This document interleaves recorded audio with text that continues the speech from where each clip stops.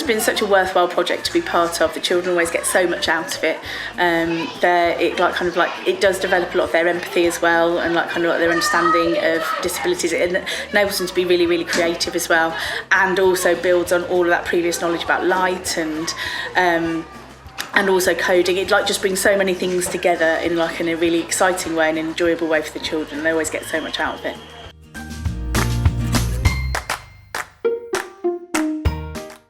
Absolutely, because they can see that they actually, and I know that last time when we were doing it, there were adverts as well for the company that were on the TV and on the radio, and they found that really exciting because actually they could see it and it wasn't just being something that they were told at school. It was actually they were able to see it in action in other places as well. We have a careers fair as well now, so we have a careers day later on, and that was one of the things that they talked about afterwards, that it was they could see that this was another job that they could potentially go into as well.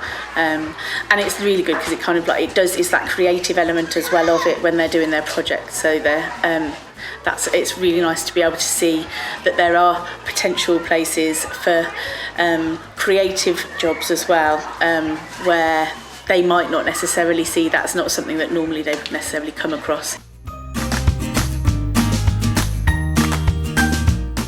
The real purpose for the programme, the real purpose for their projects, the competitive element as well, because I think the children do thrive on that competition as well.